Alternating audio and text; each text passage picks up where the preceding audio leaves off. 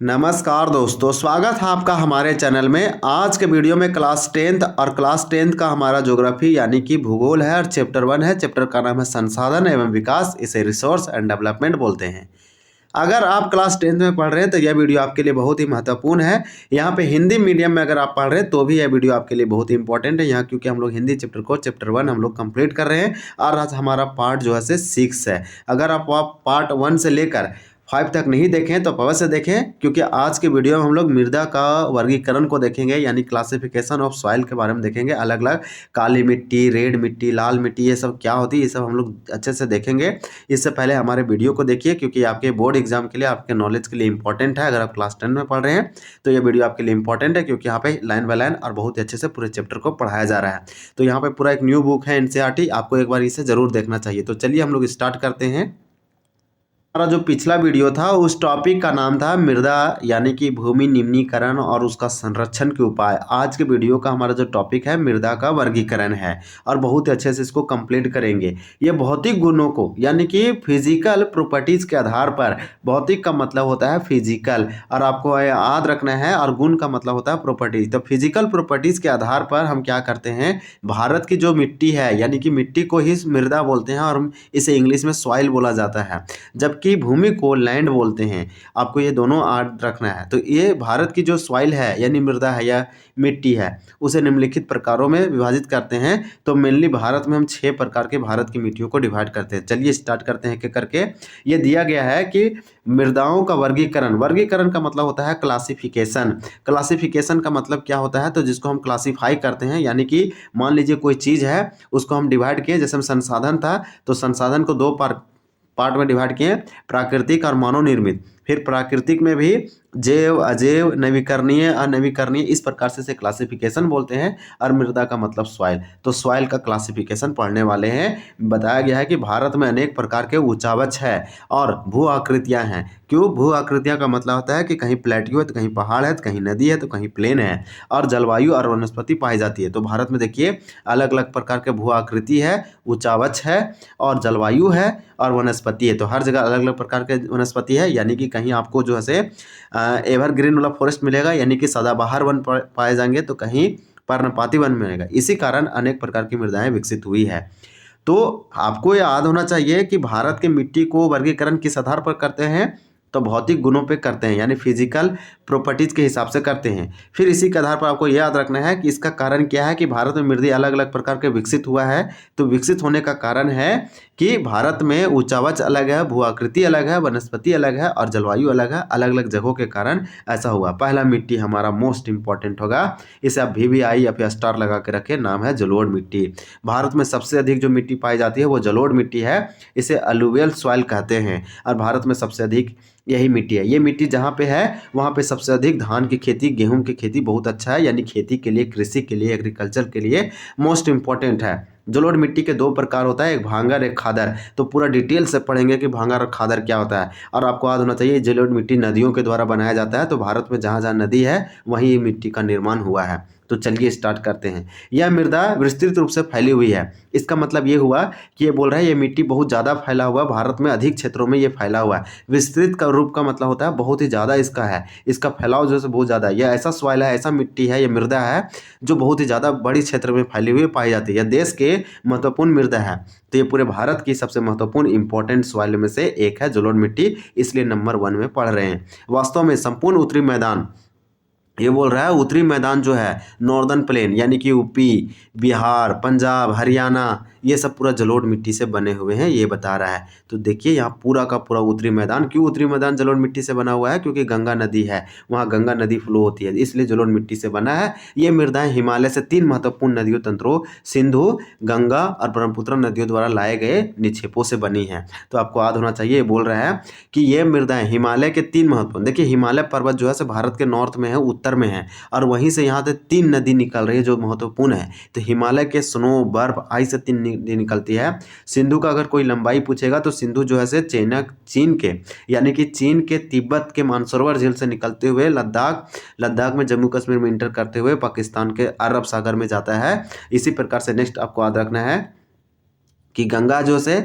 गंगोत्री हिमालय से निकलती है और यूपी, झारखंड, वेस्ट बंगाल होते हुए ये बिहार होते हुए चला जाता है बांग्लादेश में, और बांग्लादेश से चला जाता है बंगाल की खाड़ी जिसे बोलते हैं बे ऑफ ये बंगाल की खाड़ी यानी बे ऑफ बंगाल, और यहाँ पे डेल्टा का निर्माण करता है। उसे सुंदरबन का डेल्टा कहते हैं, दुनिया का सबसे बड़ा डेल्टा है। अब ब्रह्मपुत्र नदियों, तो ब्रह्मपुत्र नदी जो है हिमाचल प्रदेश में निकलता है, वो भी हिमालय के मानसरोवर झील से निकलता है यानी चीन के तिब्बत से।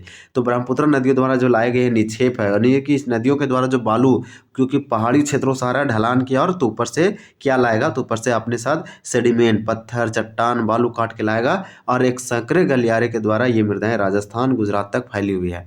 तो ये बता रहा है कि कैसे बना है उत्तरी मैदान।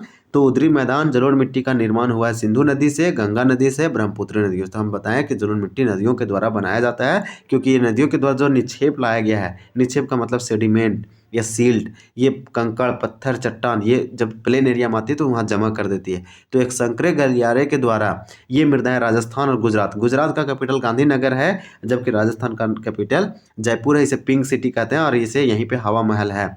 पूर्वी तटीय मैदान, विशेषकर जो पूर्वी तटीय मैदान है, विशेषकर महानदी, गोदावरी, कृष्णा और कावेरी नदियों के डेल्टा भी जलोढ़ मृदा से बनी हुई है। तो इस प्रकार से बोल रहा है यहाँ पे, ये हमें बताना चाह रहा है कि जो पूर्वी तटीय मैदान है, जैसे में विशेषकर महानदी, गोदावरी, कृष्णा, कावेरी, ये नदी जो है ये डेल्टा भी, यहाँ की जो डेल्टा है, डेल्टा भी जलोढ़ मिट्टी से बनी हुई है।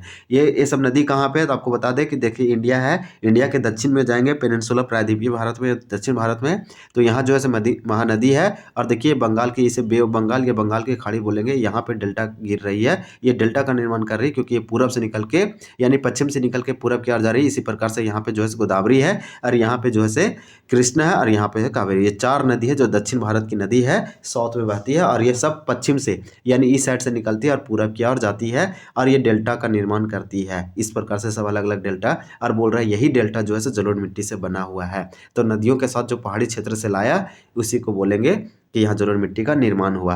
अब आपको याद रखना है कि महानदी, गोदावरी, कृष्णा, ये सब बहुत ही प्रमुख नदी है। दक्षिण भारत की सबसे बड़ी नदी गोदावरी है, जिसका हाइट लगभग आपको 1400 से 1500 किलोमीटर मिलेगा इसका लेंथ। और गोदावरी नदी को गंगा से कंपेयर करते हैं, इसे दक्षिण गंगा कहते हैं। इस प्रकार से हम समझ पाए, अगर गंगा की बात करें तो दुनिया का 10वां सबसे बड़ा लंबा नदी है। दुनिया की सबसे लंबी नदी नील नदी है, जिसे नाइल रिवर कहते हैं, और सबसे बड़ी नदी अमेजन नदी है। गंगा की लंबाई 25 किलोमीटर है, आपको ये याद रखना। चलिए नेक्स्ट देखते हैं।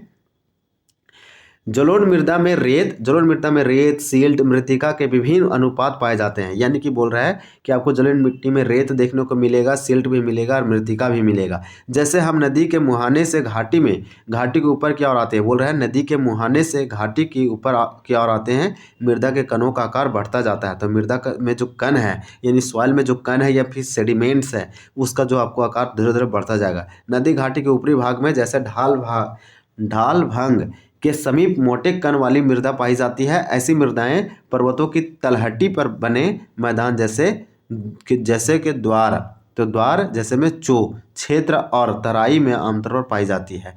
तो तराई और चो क्षेत्र के बारे में बताया गया। फिर बताया जा रहा है कि कणों के आकार या घटकों के अलावा मृदाओं की पहचान उनकी वायु से भी होती है। यानी मृदा की पहचान तो कणों के आकार पर किया जाता है। देखिए हम कैसे पता करेंगे कि ये लाल मिट्टी है, ये जलोढ़ मिट्टी है, तो कणों के आकार के, उसके अलावा घटकों के अलावा मृदाओं की जो पहचान है उसकी वायु, कि इसका उम्र कितना है, इसका एज कितना है। तो कणों के आकार, फिर हमारा घटकों के अलावा मृदाओं की जो उनकी वायु है उससे भी की जाती है। वायु के आधार पर जलोढ़ मिट्टियाँ 2 प्रकार की होती है। तो देखिए वायु दैट मीन्स एज के आधार पर, वायु के आधार पर जलोढ़ मृदाएं 2 प्रकार की होती है। एक को बोलते हैं पुराना जलोढ़, जिसे भांगर कहा जाता है, और दूसरा है नया जलोढ़, इसे खादर कहा जाता है। तो देखिए आप याद रखिए, भांगर जो भंगार का सामान है, ऐसे हम घर में बोलते हैं, जो सामान है वो भांगर में पड़ गया, मतलब पुराना है।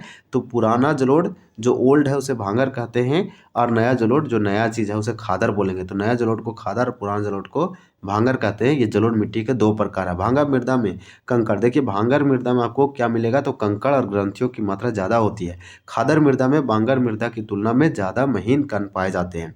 तो आपको याद रखना है कि जो है से भांगर मृदा में आपको कंकड़ मिलेगा, और खादर मृदा में अगर हम बात करें तो खादर मृदा में भांगर मृदा की तुलना में ज़्यादा महीन कण मिलेंगे। यानी कि खादर में आपको महीन कण मिलेंगे, जबकि भांगर में आपको कंकड़ वाला मिट्टी पाया जाएगा।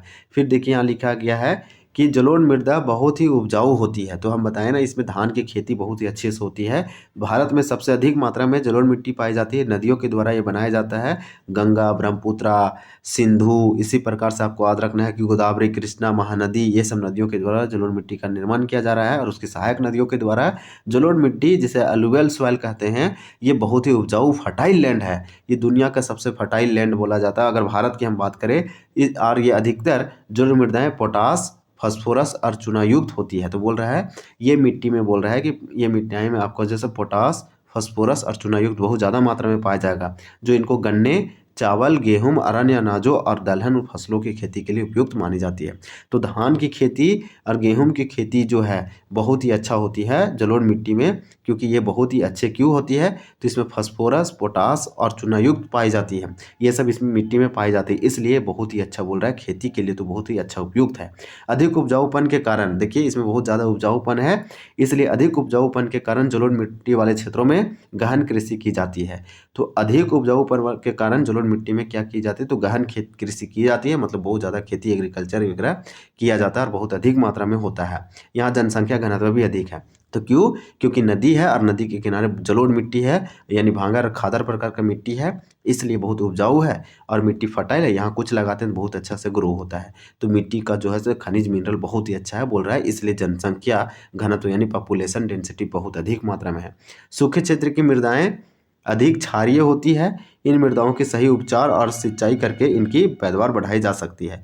तो सूखे क्षेत्र में अच्छा खेती नहीं होता है, क्योंकि ये बोल रहा है कि जो क्षेत्र सूखे होते हैं वहाँ की जो मृदाएं होती है वो क्षारीय होती है, और क्षारीय में कभी भी खेती नहीं हो सकता, मिट्टी का गुणवत्ता खराब रहता है, लेकिन इसको सुधार सकते हैं। काली मिट्टी है, काली मिट्टी को इंग्लिश में बोलते हैं ब्लैक सॉइल, आपको याद रखना है इसे क्या बोलते हैं, तो ब्लैक सॉइल बोलते हैं। ब्लैक सॉइल का कैसे निर्माण होता है, तो ब्लैक सॉइल मान लीजिए ज्वालामुखी है, ज्वालामुखी के अंदर जो पाया जाता है मोल्टेन रॉक जो है जो तैर रहा है, हॉट लावा, इसे अंदर मैग्मा है। जब यही मैग्मा बाहर आएगा, फटेगा, ये ज्वालामुखी इरप्ट होगा, तो इसे हम क्या बोलेंगे, इसे हम लावा बोलेंगे। और यही लावा जब ठंडा होगा तो काली मिट्टी बनेगा। तो काली मिट्टी, जलोढ़ मिट्टी, इसे काली मिट्टी को ब्लैक सॉइल कहते हैं। ये दूसरा सबसे महत्वपूर्ण मिट्टी है। ये कहाँ पाया जाता है, तो आपको याद रखना है, काली मिट्टी आपको मिलेगा महाराष्ट्र में, आपको मिलेगा गुजरात में, आपको राजस्थान में तो नहीं मिलेगा। इस प्रकार से दो स्टेट आप जरूर याद रखें। काली मिट्टी में सबसे अच्छा कपास की खेती होता है, यानी कोपन, यानी कॉटन का। तो कपास की खेती सबसे अच्छी जो होती है काली मिट्टी में होती है, जिसे हम बोलते हैं कॉटन। तो कॉटन की खेती आपको मिलेगा इसी में। तो इस प्रकार से बोल रहा है इन मृदाओं का रंग काला है, इसलिए इसका नाम पड़ा काली मिट्टी। इन्हें रेगुर मिट्टी भी कहा जाता है। देखिए बहुत ही इंपॉर्टेंट दिया गया है, ये भी आई है, इसको आपको याद रखना है, यहाँ से एमसीक्यू बनाया जा सकता है एग्जाम के द्वारा। तो इस प्रकार से बोल रहा है कि जो काली मिट्टी है यानी ब्लैक सॉइल है, इसे काला, इसका रंग काला होता है। पहला पॉइंट ये वाला हाईलाइट कीजिए। दूसरा, काली मिट्टी को रेगुर मिट्टी कहते हैं, ये भी आप हाईलाइट कीजिए, हाईलाइटर अपने पास रखिए। काली मृदा कपास की खेती के लिए प्रयुक्त है। तीसरा पॉइंट में आपको ये रखना है। हम 3 पॉइंट बताएं। काली मिट्टी भारत की एक प्रकार की मिट्टी है, दूसरी प्रमुख मिट्टी है, भारत में बहुत अधिक मात्रा में पाई जाती है, लेकिन जलोढ़ से कम। इसमें सबसे अच्छी कपास की खेती होती है। तो काली मिट्टी कपास की खेती के लिए, इसे रेगुर मिट्टी, इसका रंग काला होता है। और बोल रहा है उचित समझी जाती है। फिर बोल रहा है काली, यानी कि काली कपास मृदा के नाम से भी जानी जाती है। तो देखिए इसका तीसरा नाम, इसका कितना नाम हो गया, इसका काला रंग है इसलिए काली मिट्टी कहें। दूसरा रेगुर मिट्टी, यहाँ इसमें कपास की खेती बहुत अच्छा होता है, इसलिए इस मिट्टी का नाम पड़ गया काली कपास मृदा। तो ये भी आपको याद रखना है, ये सब हाईलाइट कीजिए हाईलाइटर से, तो बहुत अच्छा रहेगा आपका। यह माना जाता है कि जलवायु और उनके सेलों ने काली मृदा के बनने में महत्वपूर्ण योगदान दिया। तो काली मिट्टी बना कैसे, तो देखिए काली मिट्टी कैसे बना आपको याद रखना है। तो जलवायु और जनक सेलों ने, तो जलवायु यानी जलवायु के इंग्लिश में क्लाइमेट बोलते हैं, और जनक सेल का मतलब तो पेरेंट रोग। मान लीजिए बड़ा सा रोग था, ये हवा पानी से टूटता गया, इधर छोटा छोटा रोग बन गया, एकदम सैंड, छोटा छोटा सॉइल बन गया। तो ये बोल रहा है बड़ा सा चट्टान से टूट फूट के जो सॉइल बना उससे बना काली मिट्टी, और जलवायु से भी बना। तो काली मिट्टी बनने में महत्वपूर्ण योगदान जनक सेल दिया, पेरेंट रोग और जलवायु। इस प्रकार की मृदाएं दक्कन पठार, देखिए कहाँ पाया जाता है, ये वाला हाईलाइट कीजिए। ये मिट्टी कहाँ पाई जाती है, तो दक्कन पठार में पाई जाती है, यानी बेसाल्ट वाला क्षेत्र में पाई जाती है, जबकि बेसाल्ट क्षेत्र के उत्तरी पश्चिमी भागों में पाई जाती है। इसके अलावा आपको जनक सेलों से बनी है। ये मृदाएं महाराष्ट्र, सौराष्ट्र, मलबा, मध्य प्रदेश, छत्तीसगढ़ के पठार क्षेत्रों में पाई जाएगी। तो आपको याद रखना है महाराष्ट्र के कैपिटल मुंबई है, सौराष्ट्र जो है मुंबई में आता है, मालवा क्षेत्र मिलेगा, यानी मध्य प्रदेश गुजरात वाला क्षेत्र में आपको मिलेगा। मध्य प्रदेश का कैपिटल भोपाल है और छत्तीसगढ़ का कैपिटल रायपुर है। इस प्रकार से इस सब पठारी क्षेत्रों में मिलता है। यानी कि आप याद रखिए काली मिट्टी जो है पठारी क्षेत्र क्षेत्र में आपको मिलेगा। ये हमारा चैप्टर संसाधन और विकास है। इस प्रकार से काली मिट्टी कहाँ पाई जाती है, तो आपको याद रखना है काली मिट्टी सबसे अधिक जो आपको मिलेगा वो पठारी क्षेत्र में मिलेगा, जहाँ वोल्केनिक या ज्वालामुखी फटा है। इस प्रकार से आपको याद रखना है गुजरात, महाराष्ट्र, इस सब क्षेत्र, छत्तीसगढ़ या मध्य प्रदेश आपको याद रखना है। जबकि जलोढ़ मिट्टी था वो कहाँ मिलेगा, तो यूपी, बिहार, वेस्ट बंगाल, हरियाणा, पंजाब, ये सब क्षेत्रों में मिलेगा। यानी कि जहाँ जहाँ नदी है वहाँ वहाँ जलोढ़ मिट्टी आपको मिलेगा। तो ये हमारा कंप्लीट किया। अब दूसरे प्रकार की मिट्टी को देखेंगे। यहाँ पे हालांकि मिट्टियों के बारे में दिया गया है तो इसको हम लोग देखेंगे। चलिए यहाँ पे हम लोग देख लेते हैं। काली मिट्टी, देखिए काली मिट्टी कहाँ है, तो ये वाला आपको रीजन दिख रहा है, ये पूरा का पूरा काली मिट्टी है। ये वाला जो कलर है ये पूरा का पूरा काली मिट्टी है। तो इस प्रकार से आपको समझ में आया कि काली मिट्टी कौन सा है। अगर जलोढ़ मिट्टी की बात करें तो देखिए ये वाला जो क्षेत्र आपको दिख रहा है ये वाला पूरा का पूरा जलोढ़ मिट्टी है। ये जलोढ़ मिट्टी है और ये साइड साइड से देखिए ये पूरा का पूरा जलोढ़ मिट्टी है, क्योंकि यहाँ नदी है। कौन सा नदी है, तो महानदी है, गोदावरी है, कावेरी है, कृष्णा है। तो चलिए नेक्स्ट देखते हैं। नेक्स्ट हमारा मिट्टी कौन सा है, तो यहाँ तो कोई मिट्टी नहीं दिया, इसी के बारे में दिया गया है। इसके बाद देखते हैं। चलिए, हालांकि काली मिट्टी का फोटो दिया गया है। देखिए काली मिट्टी किस प्रकार से होती है वो बता रहा है। तो चलिए हम लोग इसको देखते हैं।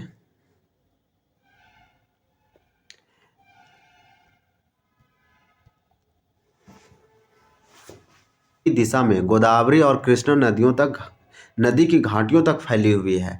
और ये हमें काली मिट्टी के बारे में बोल रहा है। अगर हम काली देखिए, ये दक्षिण भारत है और ये बोल रहा है दक्षिण पूर्वी। तो दक्षिण हमारा ये साउथ हो गया और ये पूरब हो गया, यानी दक्षिण पूर्व। तो दक्षिण पूरब के बोल रहा है कि कहाँ, गोदावरी और कृष्णा नदियों की घाटियों तक। तो यहाँ देखिए आपको ये मिलेगा, यहाँ पे कृष्णा नदी मिलेगा और यहाँ मिलेगा आपको ये गोदावरी और कृष्णा। तो ये नदी जो घाटी है ये इस नदी तक फैला हुआ है, यानी कि पूरा ये वाला रीजन में आपको काली मिट्टी देखने को मिलेगा। चलिए नेक्स्ट देखते हैं। काली मिट्टी या फिर काली मृदा जो है वो बहुत महीन कणों अर्थात मृतिकाओं से बनी है। ये भी हाईलाइट कीजिए, बहुत इंपॉर्टेंट है। इसका जो कण है, सेंड आपको जो मिलेगा बहुत ही फाइन मिलेगा, बहुत ही महीन है। तो ये बोल रहा है बहुत ही फाइन लेवल का है, ना कि बड़े बड़े दाने जैसे मिलेगा। तो आपको काली मिट्टी या सॉइल जो मृदा है बहुत ही महीन है और मृतिका से बनी है। इसकी नमी जो धारण क्षमता है, पानी सोखने की जो क्षमता है बहुत होती है। इसमें पानी जितना गिराइए वो सोखता चला जाएगा। इस प्रकार से बोल रहा है कि इसकी नमी धारण करने की क्षमता बहुत होती है। ये पानी गिरने के बाद ये चिपचिपी हो जाती है। इसमें पानी गिराइएगा तो बहुत ज़्यादा सोख लेगा और ये चिपचिपी हो जाएगी।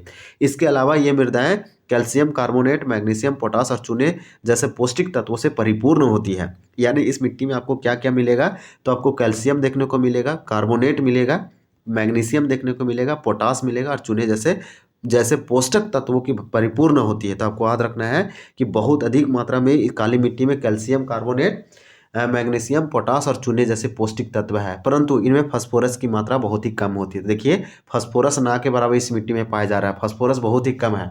तो जो मिनरल इसमें पाया जा रहा है उसको आपको याद रखना है। कैल्शियम कार्बोनेट का हाईलाइट कर लीजिए, मैग्नीशियम, पोटास, चूने को हाईलाइट कर लीजिए। उसके बाद आपको याद हो जाएगा कि ये परिपूर्ण है, इस वर्ड को हाईलाइट कर लीजिए यहाँ से। और इसको आपको याद रखना है कि इसमें बहुत ज़्यादा मात्रा में जो मिट्टी में पाई जाती है वो हमारा कैल्शियम कार्बोनेट ये सब है, लेकिन फास्फोरस कम मात्रा में पाई जाती है। फिर बोल रहा है गर्म और शुष्क मौसम, गर्म मतलब गर्मी के दिन में और शुष्क मतलब वो भी गर्मी। तो गर्मी मौसम में इन मृदाओं में गहरी दरारें पड़ जाती है। तो गर्मी के दिन में पानी नहीं पड़ने के कारण इसमें दरार आ जाती है, जिससे इनमें अच्छी तरह की वायु मिश्रण हो जाता है। तो दरार फटने के कारण क्या होता है, हवा उसके दरार में चला जाता है, नीचे चला जाता है और हवा बहुत अच्छे से मिट्टी में मिल जाएगा। और गीले होने पर ये मृदाएं चिपचिपी हो जाती है। तो जब पानी पड़ेगा, इसमें पानी डालिएगा तो चिपचिपी हो जाएगा। क्यों? क्योंकि गर्मी था, बहुत ज़्यादा धूप था और तापमान के कारण ये दरार फट गया और वो दरार फटा तो उसके अंदर हवा चला गया और हवा चला गया तो जब पानी दिए तो चिपचिपी हो गई। और बोल रहा है और इनको जोतना मुश्किल होता है। तो इस खेतों को जोतना बोल रहा है बहुत मुश्किल, आप जोत नहीं सकते हैं, ट्रैक्टर वगैरह मशीन से जोत सकते हैं। इनकी जुताई मानसून प्रारंभ होने के पहले बौछार से ही शुरू कर दी जाती है। तो देखिए पानी गिरने से पहले इसका बोल रहा है कि जुताई आप कर दीजिए। फिर हमारा लाल मिट्टी है और पीली मिट्टी है। लाल को बोलते हैं रेड सॉइल, आपको ऐसे बोलना पड़ेगा क्योंकि ये इंपॉर्टेंट है। तो रेड को बोलेंगे रेड सॉइल और दूसरा जो है से येलो सॉइल है, यानी कि रेड सॉइल के बाद येलो सॉइल है, इसे लाल और पीली मिट्टी बोलेंगे। चलिए देखते हैं लाल और मिट्टी। ये तीसरा बहुत ही प्रमुख सॉइल है, भारत की मिट्टी है यानी कि मृदा है। हम लोग पहले जलोढ़ पढ़े, जलोढ़ के दो टाइप आपको याद रखना है, भांगर और खादर। जैसे नवीन जलोढ़ मिट्टी और पुरानी जलोढ़ मिट्टी हम बोलते थे। नवीन का मतलब नया होता है, पुरानी का मतलब भांगर यानी खादर। खादर नया हो गया, भांगर पुरानी वाला हो गया। इसी प्रकार से रेगुर मिट्टी के नाम से काली मिट्टी पढ़े, जो कि दूसरा सबसे प्रमुख मिट्टी है। तीसरा प्रमुख मिट्टी हमारा लाल और पीली मिट्टी है।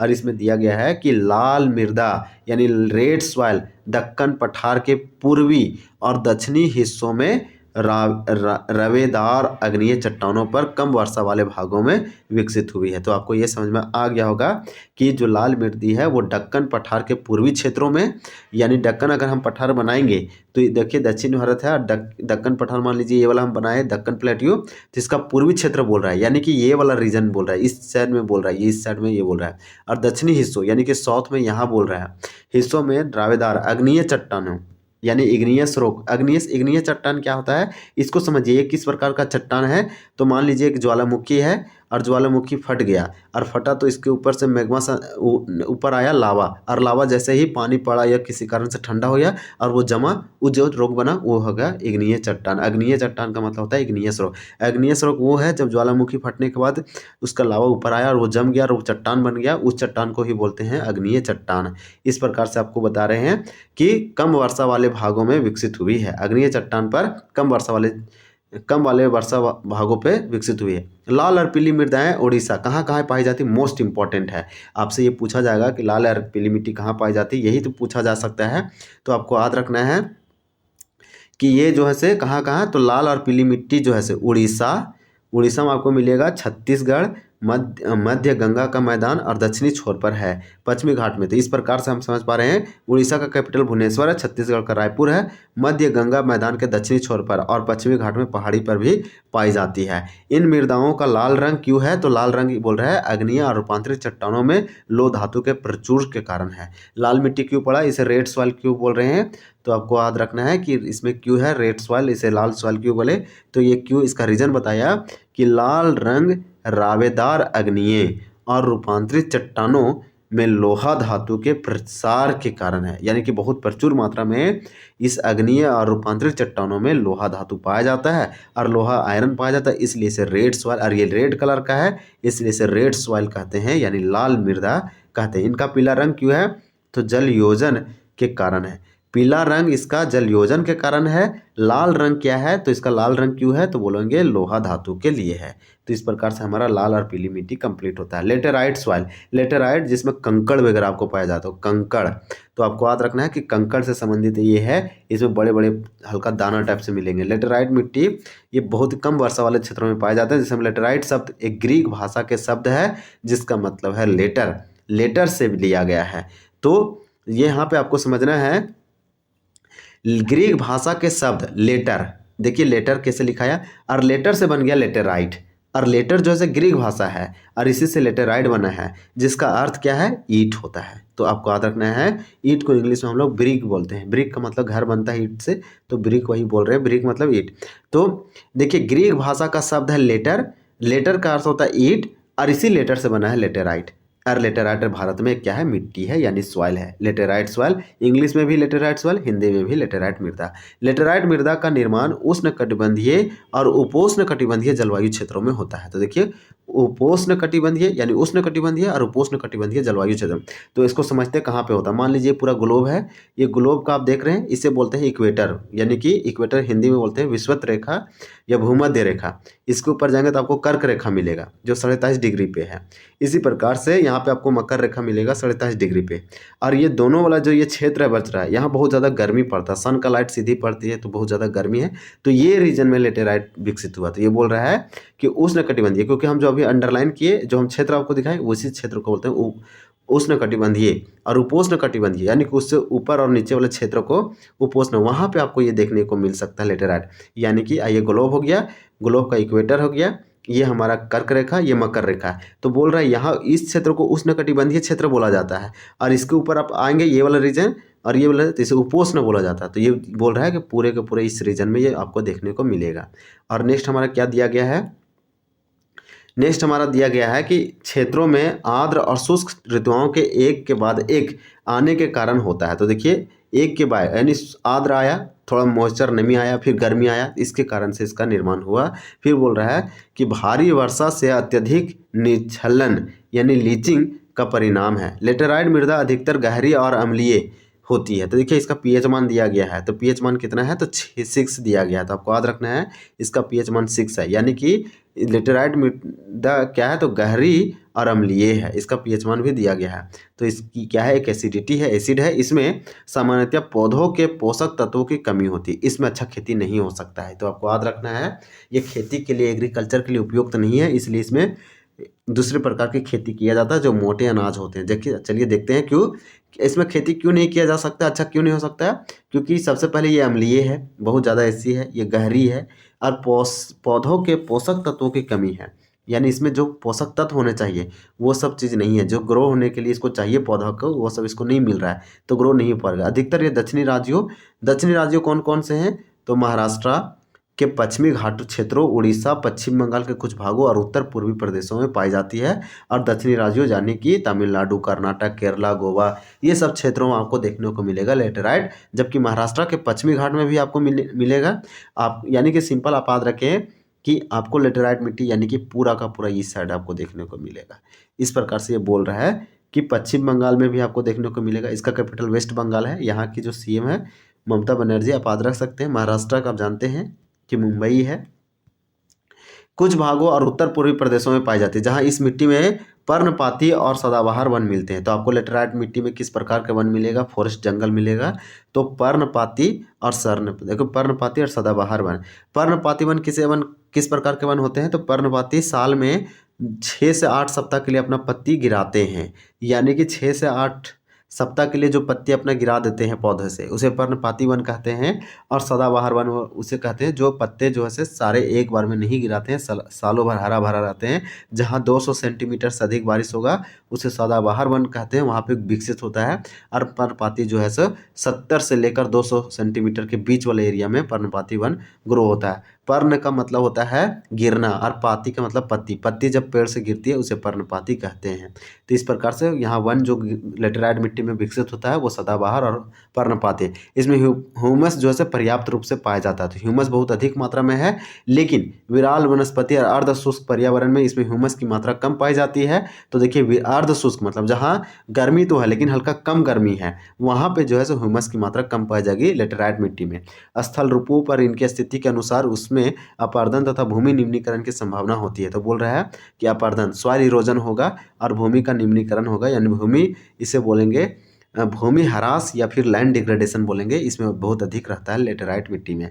फिर बोल रहा है मृदा संरक्षण की उचित तकनीक अपनाकर इन मृदाओं पर कर्नाटक, केरल और तमिलनाडु में चाय और कॉफ़ी उगाई जाती है। तो देखिए यहाँ बहुत अच्छा बताया गया है कि मृदा संरक्षण मतलब सॉइल कंजर्वेशन करके, इसके तरीकों को अपना के, टेक्निक को अपना के इन मृदाओं पर क्या किया गया है, क्या ग्रो किया गया है, तो कर्नाटक जिसका कैपिटल बेंगलुरु, केरल तिरुवनंतपुरम, तमिलनाडु चेन्नई, ये 3 दक्षिण भारत की राज्य हैं। और बोल रहा है यहाँ पे चाय और कॉफ़ी उगाई जाती है, इसलिए आप देखते होंगे कर्नाटक, तमिलनाडु, केरल में चाय और कॉफ़ी बहुत अच्छी होती है। तमिलनाडु, आंध्र प्रदेश, केरल की लाल लेटेराइट मृदाएं काजू की फासले के लिए बहुत अधिक उपजाऊ है। तो इस प्रकार से हम समझ पा रहे हैं कि जो तमिलनाडु है यानी चेन्नई इसका कैपिटल, आंध्र प्रदेश अमरावती, केरल तिरुवनंतपुरम, और यहाँ की जो लाल प्रकार की जो लेटेराइट मिट्टी है यानी लाल लेटेराइट मृदा है, ये काजू की फसल के लिए बहुत इंपॉर्टेंट है। तो ये आपको याद रखना है, आप हाईलाइट कर सकते हैं किस प्रकार से कर्नाटक, केरल, तमिलनाडु में चाय और कॉफ़ी उगाई जाती है, जबकि तमिलनाडु, आंध्र प्रदेश, केरल में लाल लेटेराइट मिट्टी में काजू की फसलें उगाई जाती है। फिर हमारा मरुस्थलीय वन दिया गया है, मृदा यानी कि मरुस्थलीय सॉइल है, इसे हम क्या बोलेंगे, डिजर्ट सॉइल, इसे हम डिजर्ट बोलते हैं, डिजर्ट सॉइल बोलते हैं, क्योंकि मृदा का मतलब सॉइल और मरुस्थलीय का मतलब डिजर्ट। तो आपको याद रखना है मरुस्थलीय मृदा ये कहाँ ग्रो होगा, तो रेगिस्तान में। रेगिस्तान का मतलब होता है द ग्रेट इंडियन डिजर्ट, जो हमारा भारतीय डिजर्ट है, थार मरुस्थल, जहाँ पे बहुत ही कम बारिश होता हो, ये मृदा वहीं विकसित हो जाता हो। इसका बहुत ही महीन आपको पतले पतले बालू मिलेंगे, सैंड मिलेंगे, सॉइल मिलेंगे। ये राजस्थान और गुजरात वाले क्षेत्र में आपको ग्रो दिखेगा, कुछ पाकिस्तान वाला रीजन में मिलेगा। तो मरुस्थलीय रीजन में जहाँ पेड़ पौधा की कमी है, जहाँ बारिश नहीं हो रहा है, इस प्रकार से हम समझ पा रहे हैं कि ऐसे मृदा मरुस्थलीय। देखिए मरुस्थलीय मृदाओं का रंग जो है से लाल और भूरा होता है। आप राजस्थान साइड देंगे तो आपको रेड और भूरा कलर को देखने को मिलेगा।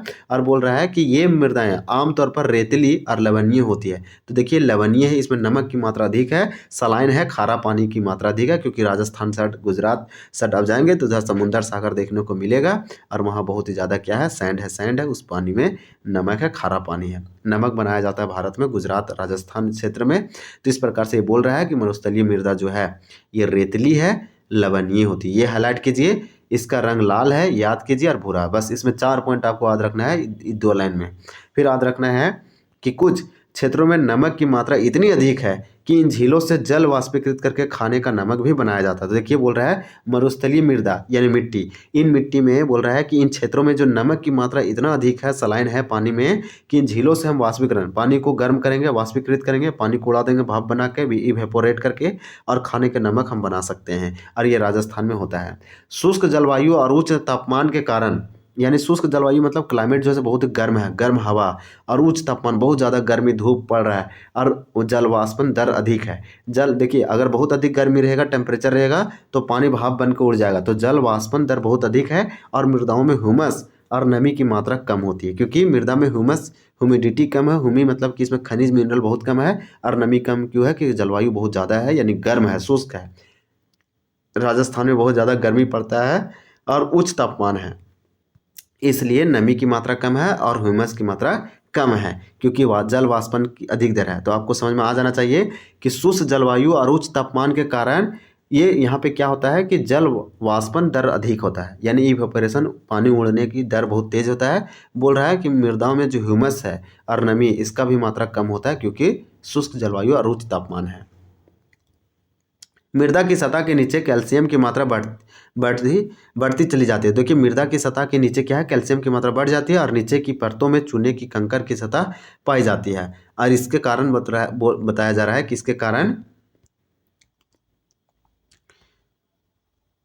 इसके कारण मृदा में जल अतः संयंदन, इसे इनफिल्ट्रेशन अवरुद्ध हो जाता है, यानी इनफिल्ट्रेशन के कारण जो फिल्टर करती है पानी, वो इनफिल्ट्रेशन होगा। इस मृदा की सही तरीके से सिंचित करके कृषि योग्य बनाया जा सकता है। तो लेटेराइट मिट्टी में खेती अच्छा नहीं होता है, और ये लेटेराइट मिट्टी हम लोग नहीं पढ़ रहे हैं, मरुस्थलीय मिट्टी पढ़ रहे हैं, ये सॉइल। तो इस प्रकार से आपको याद रखना है कि जो हमारा मरुस्थलीय मृदा है, इसमें खेती बहुत अच्छे से नहीं होती। अगर खेती बहुत अच्छा करना है तो सिंचित करके हम कृषि योग्य बना सकते हैं। तो जो डिजर्ट सॉइल है या मरुस्थलीय मृदा है, इसे सिंचित करके ही कृषि योग्य बनाया जा सकता है, जैसे कि पश्चिमी राजस्थान में हो रहा है। तो भारत के पश्चिमी राजस्थान में रेगिस्तान है, जिसे थार रेगिस्तान बोलते हैं। यहाँ बहुत कम बारिश होता है, 15 सेंटीमीटर से भी कम बारिश होता है, और यहाँ पे गर्मी जो है आपको 45 से 40 डिग्री सेल्सियस देखने को मिल सकता है। इस प्रकार से ये राजस्थान में पाया जाता है, जिसे ग्रेट इंडियन डिजर्ट कहते हैं। यहाँ का जो ऊँट है पाया जाता है, जिसे सीप ऑफ द डिजर्ट कहते हैं। अब हमारा लास्ट है वन मृदा। वन मृदा, ये ऐसी मृदा, वन मृदा मतलब ऐसी सॉइल, ऐसी मिट्टी, मृदा जो वन फॉरेस्ट में पाया जाता है, इसे फॉरेस्ट सॉइल कहते हैं। आपको याद रखना है फॉरेस्ट सॉइल क्यों कहते हैं, कि ये मृदा जो है विकसित होती है वनों में। तो ये मृदाएं आमतौर पर पहाड़ी और पर्वतीय क्षेत्रों में पाई जाती है। तो इस प्रकार से आपको याद रखना है कि ये कहाँ पाई जाती है। मरुस्थलीय कोई पूछेगा कहाँ पाई जाती है, तो राजस्थान में, गुजरात में, यानी कि राजस्थान के पश्चिमी वाला इलाका में पाया जाता है, जहाँ मरुस्थल होगा, जहाँ कम बारिश होगा, सिर्फ बालू ही बालू, रेगिस्तान होगा, डिजर्ट होगा, वहाँ पे मरुस्थलीय पाया जाएगा। लेकिन वन भूमि पहाड़ी क्षेत्र और पर्वतीय क्षेत्रों में पाई जाएगी। फिर लिखा जहाँ पर्याप्त वर्षा वन उपलब्ध है। ये वर्षा वन का मतलब जहाँ बहुत ज़्यादा पेड़ पौधे हैं, वहाँ पे आपको वन मृदा देखने को मिलेगा। इन मृदाओं के गठन में पर्वतीय पर्यावरण के अनुसार बदलाव आता है। तो इस प्रकार से पर्वतीय पर्यावरण के अनुसार बदलाव भी होते रहता है। नदी घाटियों में ये मृदाएं दोमट और सिल्टदार होती है। तो किस प्रकार से नदी घाटियों में ये मृदाएं होती है, तो दोमट और सिल्टदार होती है, परंतु ऊपरी ढालों पर इनका गठन मोटे कणों का होता है। तो ऊपरी ढलानों पे जाएंगे तो आपको मोटे कण के मिलेंगे, बहुत ही मोटे मोटे पीबल्स, ग्रेबल्स टाइप के मिलेंगे। हिमालय के हिमछंदित क्षेत्रों में मृदाओं का बहुत अपर्दन होता है। ये अपर्दन मतलब होता है, मृदा अपर्दन का मतलब होता है सॉइल का इरोजन होना, कटाव। तो ये कटाव होता है यहाँ बहुत ज़्यादा, और अधिक सिलिका यानी एसिडिक और ह्यूमस रहित होती है। तो ये बोल रहा है कि और ये मृदा जो है सो वो एसिडिक और ह्यूमस रहित है, इसमें ह्यूमस आपको नहीं मिलेगा, ना ही आधी सिलिका मिलेगा। और ये नदी घाटियों के निचले क्षेत्रों, विशेषकर नदी सोपान और जलोढ़ पंखों आदि में ये मृदाएं उपजाऊ होती है। तो इस प्रकार से हमारा दिया गया था। हमारा नेक्स्ट टॉपिक है मृदा अपर्दन और संरक्षण। है तो इसको अगले पार्ट में देखेंगे। ये पार्ट से 7 में देखेंगे। ये हमारा पार्ट 6 था, इसको बहुत अच्छे से कवर किए। इसमें हम मृदा का वर्गीकरण देखें और सारे मिट्टियों के बारे में देखें। मुख्य रूप से 6 मिट्टी के बारे में बताया गया। पहला जलोढ़ था, काली मिट्टी था, इसी प्रकार से आपको याद रखना है कि लाल और पीली मिट्टी था। इसी प्रकार से हमारा मरुस्थलीय मिट्टी था और हमारा जो था से वन मिट्टी था यानी मृदा था। और इसी प्रकार से हम लोग बहुत अच्छे पढ़े। अगर वन मिट्टी की बात करें तो पहाड़ी और पर्वतीय क्षेत्रों में आपको देखने को मिलेगा, यहाँ पर्याप्त वर्षावन उपलब्ध है। ये वन मृदा जो है से पहाड़ी और पर्वतियों में मिलता है। तो इस प्रकार से हम लोग इसके बारे में देखें। फिर अगर हम लोग दूसरे चीज़ की बात करें तो दूसरे में हम लोग क्या पढ़े तो मरुस्थलीय मृदा, जो कि ये राजस्थान के पश्चिमी वाला इलाका में मिलता है। इसका रंग लाल होता है और भूरा होता है। ये लवणीय इसमें बहुत ज़्यादा है क्योंकि ये वहाँ पे विकसित होती है जहाँ पे पानी बहुत ही कम है, बारिश नहीं होती है। इसमें नमक की मात्रा आपको अधिक देखने को मिल सकता है। इसके बाद हम लोग जो मिट्टी पढ़े वो हमारा कौन सा मिट्टी था, तो हम आपको बता दें कि वो हमारा लाल और पीली मिट्टी था। तो लाल और पीली मिट्टी के बाद काली मिट्टी, फिर जलोढ़ मिट्टी और लेटेराइट मिट्टी, ये सब। तो लाल और मिट्टी आपको समझ में आ जाना चाहिए कि दक्कन पठार के पूर्वी और दक्षिणी हिस्सों में पाए जाते हैं। और ये बहुत ही क्या, इसका रंग लाल और पीला क्यों होता है वो भी हम लोग पढ़े। अगर लाल और पीली मिट्टी की बात करें तो ये उड़ीसा, छत्तीसगढ़, मध्य प्रदेश, गंगा और दक्षिणी छोर पे पाए जाते हैं। इस प्रकार से हम लोग इस सारे मिट्टियों के बारे में डिस्कशन किए। तो आपको एक बार 2 बार वीडियो को अच्छा से देखना है। चलिए मैप से इसको समझ लेते हैं। अगर मैप आया है तो बहुत अच्छा। देखिए सबसे पहले पर्वत और वन वाला प्रकार के ये वन है। तो आपको देखिए हम आपको बताए हैं कि हमेशा अगर वन मृदा की बात किया जाएगा, फॉरेस्ट सॉइल के बारे में, तो वन और मृदा जो सॉइल है आपको पहाड़ी क्षेत्रों में मिलेगा। ये तो बताया कि जहाँ अधिक बारिश या फिर अधिक जो है सो पहाड़ पर्वत है वहाँ पे आपको जैसे पर्वत वन, वन मृदा और पर्वत मृदा पाएगा। इसी प्रकार से जलोढ़ मिट्टी की बात करें तो देखिए जहाँ जहाँ नदी है ये वाला क्षेत्र में आपको जो है से देखने को मिलेगा। क्या देखने को मिलेगा, तो ये वाला रीजन में आपको जलोढ़ मिट्टी देखने को मिलेगा, खादर और भांगर। लाल और पीली मिट्टी आपको कहाँ को देखने को मिलेगा, तो ये देखिए लाल और पीली मिट्टी आपको यहाँ पे दिख रहा है, ये लाल और पीली मिट्टी है। काली मिट्टी ये वाला है यानी कि दक्कन वाला क्षेत्र। फिर लेटेराइट मिट्टी जो आपको से देखिए लेटेराइट मिट्टी कहाँ कहाँ मिलेगा, तो लेटेराइट मिट्टी में खेती अच्छा नहीं होता, तो ये छोटा छोटा एरिया जो दिख रहा है वो आपको मिलेगा। शुष्क वाला ये है मरुस्थलीय वन। तो इस प्रकार से वन नहीं बोलेंगे, मिट्टी और सॉइल बोलेंगे। तो इस प्रकार से हमारा ये वीडियो इन करते हैं। अगले पार्ट में हम लोग देखेंगे। यहाँ पे हम लोग मिट्टी का, मृदाओं का वर्गीकरण बहुत अच्छे से कवर किए। तो चलिए वीडियो देखने के लिए बहुत बहुत धन्यवाद। जय हिंद।